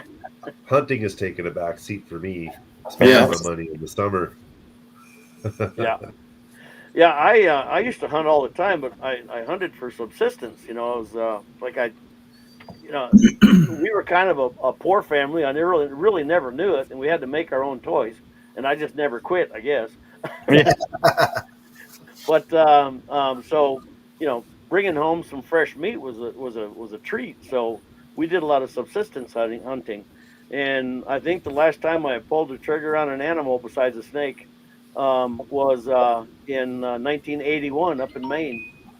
Wow, that's been a So minute. so hunting kind of took a back seat there too. So of course Don't I've do got a that. couple of pews with me here. So It's always an option. yeah. Joe, Yeah. you want to grab that one? Anybody else got a question? Yeah, we got one popped up on the screen if someone wants to read her. Yeah, they got somebody. Nick True wants to know how many gold cubes have been manufactured or sold throughout the history of the cube. I don't know exactly. I know it's more than 40,000. I don't think we've hit Wow. 60,000 though. Wow, That's something else. that's Yeah, incredible. that's not enough. Mama needs a new pair of shoes. And ever since the first gold show I did was right after we manufactured our first cubes, and that was back in December of 2010. And in 2011, in end of January, in El Paso, Texas, was my very first gold show. And since that very first gold show, I have never missed a single GPAA gold show and have thrown in numerous other gold shows around the country ever since. So East Coast, West Coast, doesn't matter. If there's a show, I'm going to try to be there to support the community and to brand awareness. And now I've got so darn many friends everywhere, I can't just not show up. Gold shows and mineral shows are fun. Yes, They're they a are. great way They're a to blast. connect. I Yeah, love mineral shows especially. Especially you can get your rocks off there. Yeah. that. You sure can. Yeah, yeah. Talk about going on the cheap up on Lake Superior. They've also got the um, uh, sodalite mineral that's on these gray stones. They call them euperlites, but it's a sodalite that Yeah. fluoresces under UV light. And so I go up there and I collect those, and I'll be out till 2 o'clock in the morning with a flashlight looking for those. And all the ones that are on the shore, they're the ones that are always being taken. So I put on my scuba suit, which is another hobby of mine. I'm a certified diver. Nice. Um, the uh, so I'll go down and I found this real small diameter, about that long, olive jar, and my flashlight fits right in that olive jar. You can seal it off, so I can take it underwater Oh, nice. Oh, good idea. on the cheap, by golly. And Oh, that's a great believe idea. it or not, the air that's left and the weight of the jar and the flashlight makes it neutral buoyant. So like you can like let go and it'll And it's just like still just and it floats there. it'll stay with you. Yeah. Oh, cool. Yeah, I planned it that way. Yeah. You scientifically designed that. Yes, yes. The Yes, evil yes. scientist in me. Yeah. Yeah. I thought it. I thought it was gonna work and I believed Yeah. what I thought. I figured out the volume with the weight and the air density and And the charge of the battery, because as the battery gets low, it gets lighter. I'm just kidding. as the battery gets. God. Oh, jeez. I see Ron made a point that I think would be nice to point out is that you've donated a number of gold cubes to the public land and for people fundraisers and stuff like that over the years, and Yeah. that's well appreciated throughout the gold mining community. Oh, yeah. Yeah, anything I can do to I help just wanted to mention that. Yeah. yeah, anything I can do to help the industry, and the fight that we have. I honestly think with the fight that we have as miners, as prospectors, as hobbyists, as recreational miners, however many names you want to give us, we're all looking for the elusive gold, and we are going to be doing it with different size equipment. That's the only difference. Whether it's a sand bucket and a plastic scoop, or you're running an excavator in a giant green bowl. Right. Yeah, it's we're all doing the same thing, and the one and the most important thing that I would like to tell the entire mining community and anybody that has any authorities whatsoever in the mining community is we all have to get together to become one voice. Amen. There Yes. needs to be a Congress of miners, like in California, Washington, Oregon, Nevada, Idaho. There's all those states. They've got what they call mining districts. Okay, so there's already a chosen leadership within a mining district, and this should be a gathering of those leaders. And then you've got organizations like the PLP and AMRA, and other leaders in like GPAA. We've got other leaders that are big businesses that are fighting for our rights and to keep the industry alive. If we could bring everybody together and they say, all right, this is what we're going to do, this is how we're going to do it, and these are all of our parts to create the one force to do this. And now let's go talk to the orange man and see what he says. Yes. And so that's what needs to be said. I don't want to say Trump. I want to be kicked off here.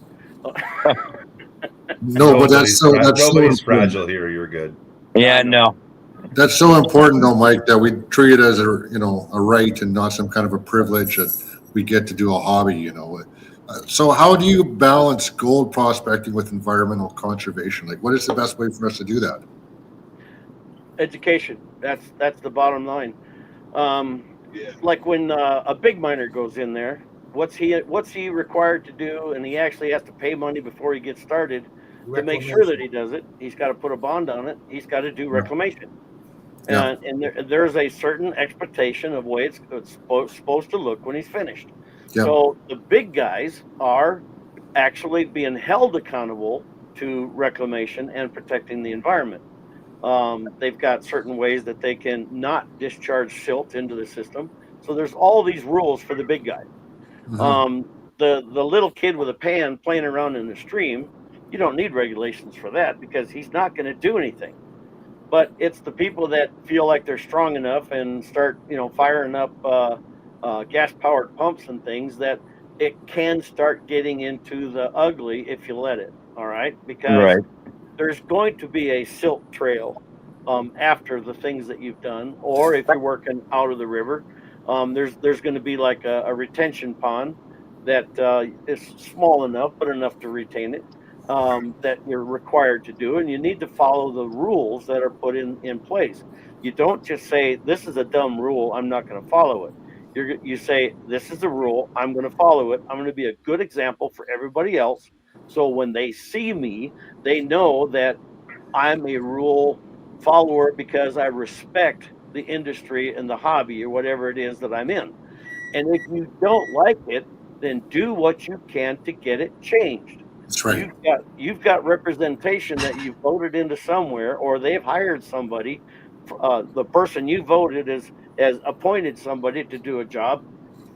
Run your chain of command and get to the people. Educate them in what you're doing. Yeah. So it's all about education to the user as well as the people that are actually making the rules, because they're doing their best guess if they don't know. And we need to Right. make sure it's not a guess. We need to make sure that it is on a decision based on education and knowledge, and not And just facts. I don't know. Yeah, Yeah. we want facts. We don't want somebody's opinion. You know what I mean? Exactly. Yeah, and that's all education. So, is if the users can be educated, the lawmakers can or rule makers can be educated. Things would be a lot better. And if there's something that is wrong with things, do your best on the spot to make it right. And don't get shot over it or anything. But that's what the sheriff is for, to come out and handle that kind of crap. There's some idiots out there. There's idiots There everywhere. is. I mean, and thank God for them. You know why? Because it makes us appreciate the non-idiots that much more. Yes. Yeah. But, 100%. so you've got to make sure that if you're out there and you see something that's wrong, like garbage on the ground, or someone taking a water hose and spraying down the bank and hydraulicking in a small scale or whatever, if you see somebody doing something wrong, say, hey, this is going to get us all in trouble, and we're going to get this taken away from everybody if you keep that crap up. Let me help you clean it up, and we'll try to make it so nobody knows, and we just won't do that anymore. Yeah, And if we'll they fix go, it. "Oh, And yeah, I didn't know," so jump in and help them fix it. If they don't want to fix it, and they said, "I don't care what you say, get out of here. I'm packing." Well, get out of there. He's packing. right, and go call the law, because that's their job. They're packing too. Right. Exactly. right. Yeah. Okay, so don't confront anybody. Be the nice guy. Be the helpful guy. Be the guy that sets the example. And if someone comes out, and I've done this so many times. I was at Whistler's Bend in Oregon, and the people that were in charge of the park came in and said, "No, you can't do this. This is against the rules. There's no panning. There's no nothing." And I was like, "Can you show me where this is not the rules?" They said, "Well," I said, "Well, or since you don't have anything to here to show that, can I talk to your boss?" So they put me on the phone, and the boss didn't know either. Says, "Let me talk to your boss." So pretty soon, I'm talking to the state rep, and I was explaining what was going on, and he was a little more understanding about what was going on and what we were doing, and that we were following the law. The problem was the definitions, the terminology. What's panning? I mean, you pan with a shovel. No, you shovel with a shovel. You pan with Right. this round thing, and then that's a sluice box. So the terminology, they had no idea. So, like I told you earlier, the easiest thing to do when you're in a position of authority, if you don't know, is just do nothing. It's like, well, I don't know. So you can't do anything. Just stop. So I educated the I spoke with the state guy who spoke with the regional guy and educated him, and then educated the people that were in charge of the park. And I asked them what time they were off duty, if they would come back, and I would teach them how to pan. Yeah. So we went from them trying to kick off about 20 That's people up awesome. the bank to everybody got to mine like they had intended. And now the curators of the park have a better understanding of what's going on, and they're going to make it a very welcome and enjoyable thing for families. And Right. those are the types of things that you need to do. You need to be the spokesmodel for anybody that's got a misunderstanding, and be nice about it.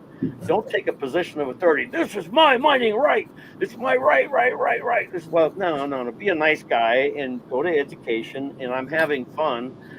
Mining as a miner in a claim and all that stuff is a right.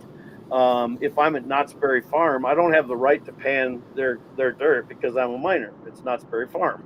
Right. Even though they have that, it's a fun feature. And there's no right to that. That's fun. That's a privilege in their public area. In Denver, Colorado, there's a small little community called Wheat Ridge, and that whole place was scarred with the dredging and everything that's gone through there. You can see it, and there's this one little panning park now. It wasn't before, but it was called Arapahoe Bar. Yep. And that wooden sign that's in Arapahoe Bar, I actually made that sign.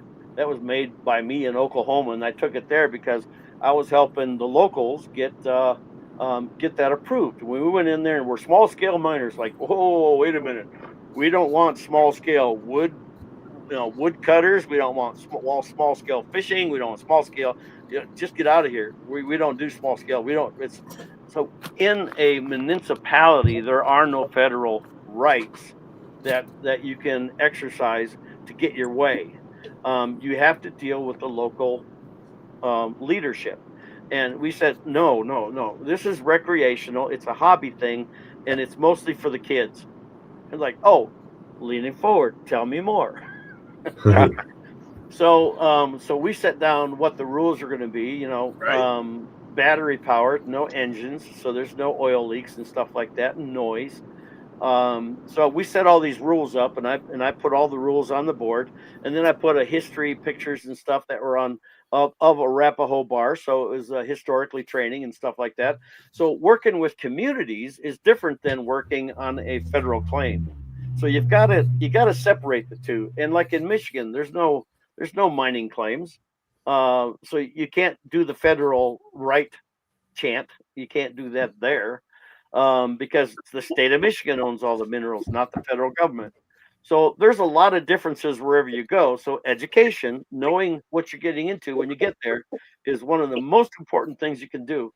And then nicely and under control, get people to know what's going on and become part of the movement, the direction you want things to go. So that's the only way things happen. And right now, what I see a lot in the mining community is too much ego. It's I'm the best, and you have to do it my way. And whether it's PLP or AMRA or some other mining district or whatever, everybody's got too much ego, and nobody wants to compromise or accept anybody else's idea. If it didn't come from me, it's got to be wrong. That Yeah. kind of stuff. So we got to get rid of that, and we got to create a unified voice in order to create the rights that we actually are entitled. True. So we got one quick question from it's the those group. few. Oh, go ahead, Travis. Travis, go ahead, man. I'll wait. No, go ahead. Oh, well, we just had Ronnie Shackelford was asking if you're coming up to Valdez this year. When? I know Ronnie Shackelford and Ronnie James are up there in the Valdez area. They've got they've got their sights set on all the cruise ship people, and trying to get a bunch of cool things happening for the people coming off the ship and being part of the old mining ways, and seeing a mine and having the opportunity to get little trinkets to come home with. And I think it's a really cool thing, especially like if someone goes to on a cruise to Alaska, wouldn't you expect to see some gold? Yes. Exactly. It'd be So I nice. think what you're doing is great. And if I can, if I can get down there to Valdez, I will. I've been there a couple of times. I've spent some time around Stetson Creek, and Soldotna and Kenai, and um, in that arm down there. I've spent most of my time up in Fairbanks, and um, if you head east and north from there toward um, uh, I think it's Clear. Anyway, it's where the Skookum Gold Camp is. Um, but anyway, I've spent some time in there. Skookum Gold Camp is like an adventure camp. They feed you, they house you, they put you on gold. Um, I think Skookum is just SK00KUM or something like that. Who knows? But Skookum Gold Camp, they've got dredging and high banking and metal detecting and fishing and all kinds of stuff. So it's a pretty cool camp. It's probably, as far as an adventure camp goes, it's probably second to AKAU in Nome, and because they've got a really good camp. They've had a lot more practice. As far as the dredge camp goes, the Gold Fever Prospecting Dredge Camp, that's out of Chicken, up to 40 Mile. That's the fun part about that is you get to ride an airboat, a hovercraft airboat, Oh wow. 26 miles up the river to the camp. It's like, no, you're not. You're not just going to walk to a store someplace. Make sure you got everything you need. We went in there. That was a few years ago, and one of the guys had a moose tag, and we actually bagged a moose while we were there. Oh, So there's more to do than just gold. That's awesome. Fun. But back to the original That's some of question. the best I do meat you'll plan ever on eat. trying to get down there to Valdez. Cool. And then Brian over there at American Gold Prospectors was saying you better be watching out for javelinas. that's javelina. Yeah, Javelinas. yeah. Javelinas really like to hide in old abandoned mine shafts.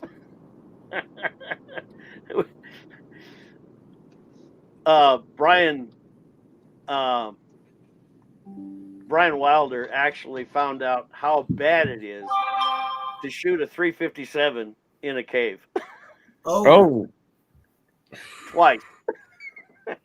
He didn't learn the first time. But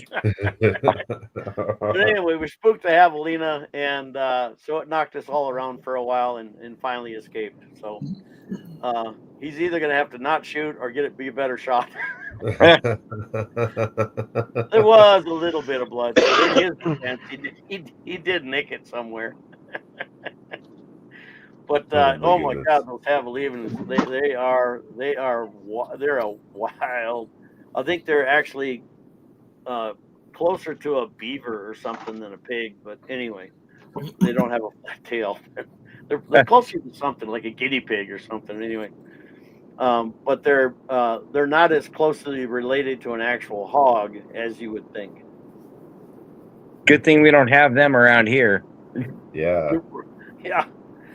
Down there in Oklahoma and Texas and everything, we've got the wild pigs. The farmers they lose a pig, it gets away, and in 3 generations they go completely feral. They're completely wild. They start growing their tusk back and everything.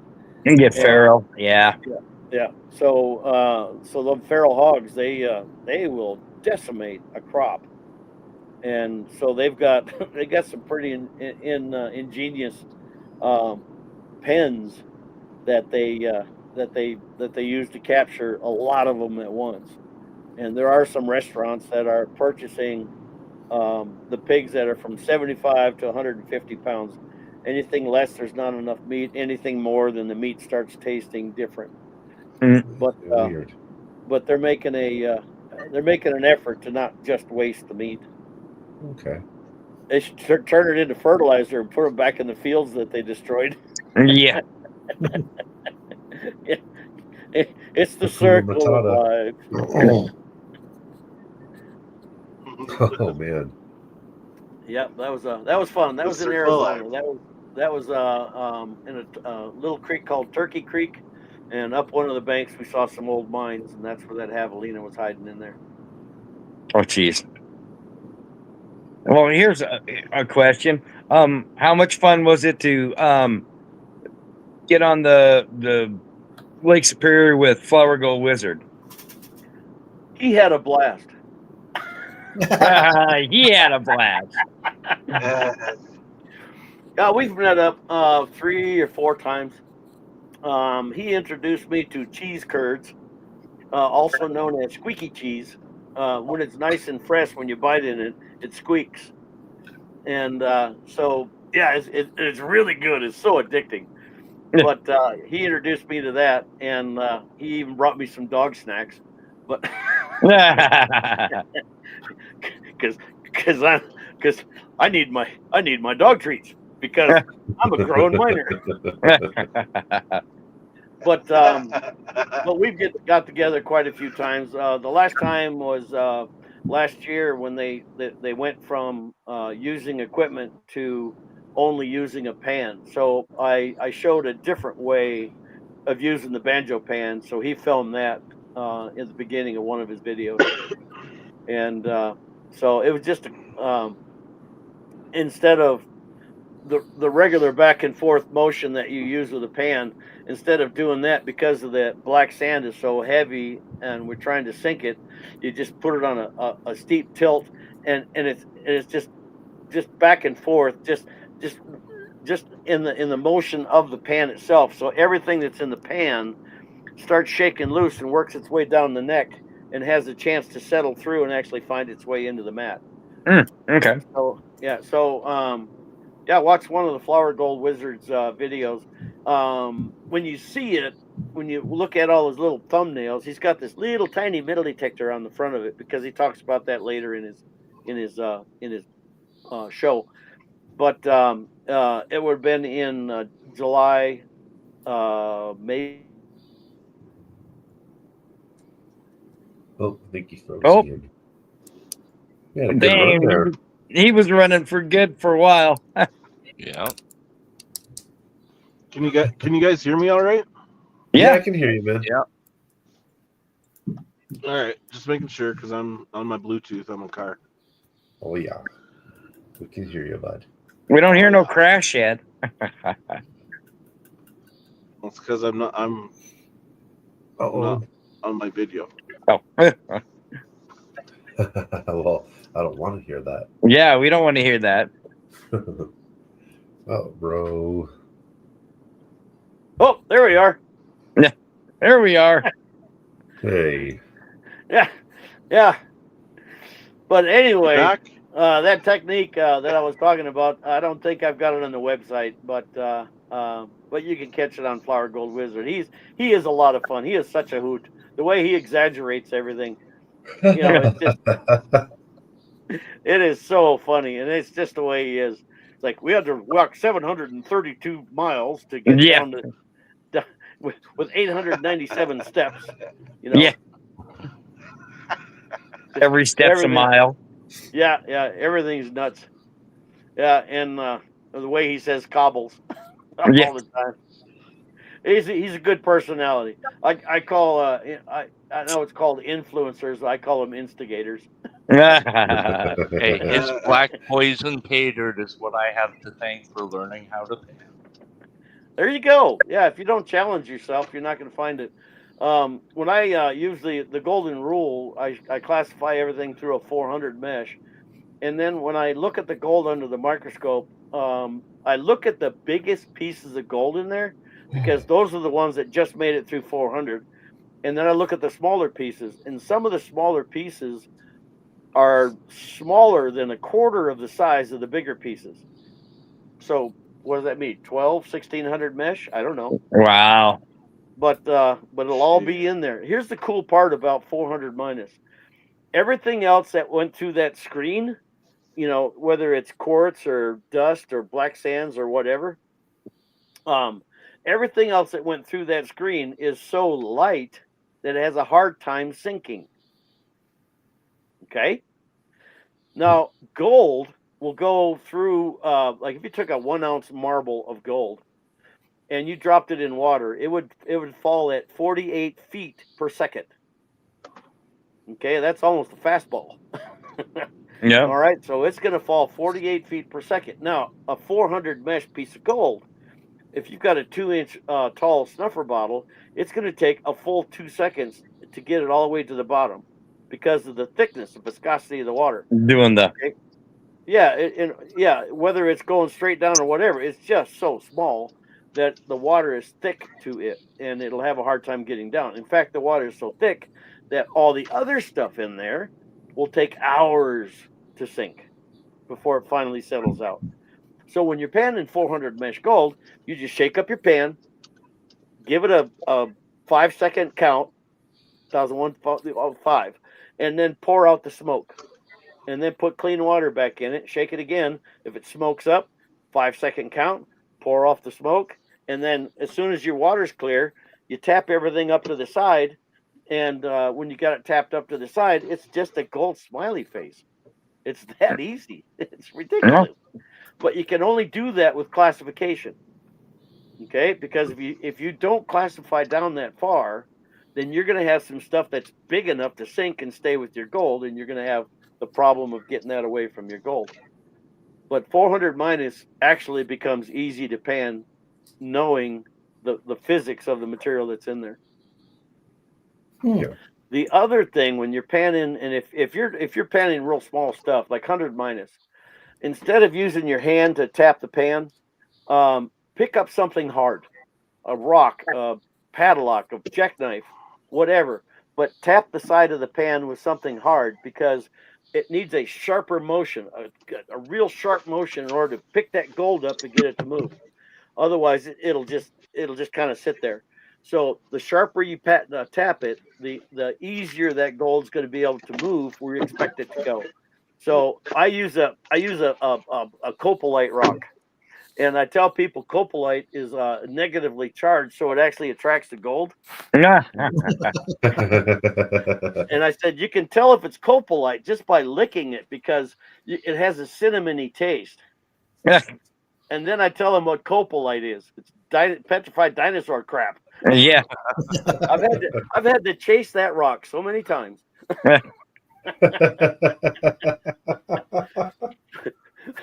But just tap on it with something hard. Usually a pocket knife is all, that's enough to give you something to hold on to get a sharp tap. But anything that's in the triple digits, 100, 200, 400, anything big, big numbers, you're going to need a sharper tap, and you'll get better results when you're panning. Oh, okay. Nice. I didn't know that. That's cool. Sweet. And now you know the rest of the story. Yeah. Good day. Paul Harvey. Yeah, he was awesome. Man, we've already been live for almost 2 hours now, guys. Yeah. Holy crap. Still That's got awesome. 30 awesome people hanging out. Do we have anybody on the panel have any other questions for Mike here? They're dying to ask. I think we covered a lot. Yeah. We sure did. We had a great night. And whatever we didn't, Mike covered for us. You did. There would be questions I knew we probably had lined up to ask you, and you covered them in your story. Yeah. So it was just like, cool. Cool. That kind of put things in order, didn't it? That's awesome. Yeah. You sure did. Yeah. I have fun. The most fun I have is meeting people. I just love that. I mean, the nuggets and the vials of gold and everything, fine. That's great. I call them time capsules because all that does for you is it helps you remember the time you had with the people that you were with when you found that stuff. So to me, it's more than just gold. Those time capsules are memories of people that have touched my life, or that I don't want to touch my life ever again. Yes. Well, I'll tell you what, you're always welcome in the 406. The Yeah, treasure you're state's damn called right. The treasure state for a reason. So, Well, if you thank ever want to you. come look for I something. appreciate the invite, and I took time of my travels heading home to see my wife after a month for you guys. Oh well, we appreciate Well, that. you really- We appreciate it very much. Yeah, I'm Yes, sitting in a Very Thank you. much. I'm sitting in a parking lot of a casino, and I got the generator running so my battery wouldn't die. Oh, jeez. Oh boy. Well, we And I'm not appreciate going it. into the casino. I got a couple hundred more miles I got to put on yet tonight. So, Oh, good grief. Well, we'll let you get going. Yeah, then we'll have to let round you this up. go. well, I With that- appreciate all Yeah, the great thank you, Mike, questions. so much for.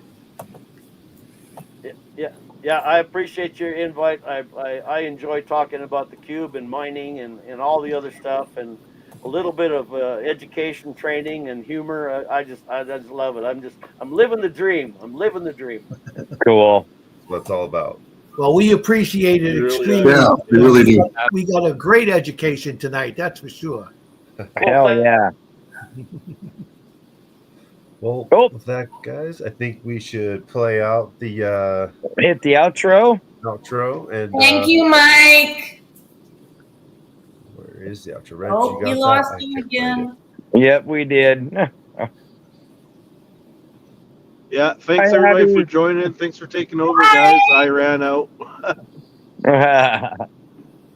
Reg, you got Chicken. the outro? I No. can't My find it on reception myself for some sucks. reason. Want me to close this up, Nick? Hold on. Yeah, go ahead if you can find it. I can't get it for some reason. There he is. He's back. There he is. He came I back. just came back again. I was just saying I'm going to get out of here. My phone said, "Oh, we're done." Yep. Yeah. Hey, thanks a lot, Thank Mike. you, Mike. Mike. Thank All you right, very Thanks, much. thank you. We'll have you up we'll- again. Yeah, we'll see you again the next time. All right. Okay. Yeah, Thank Mike. you. Bye All bye. right, Adios. live long and Thanks, Mike. prosper. You too.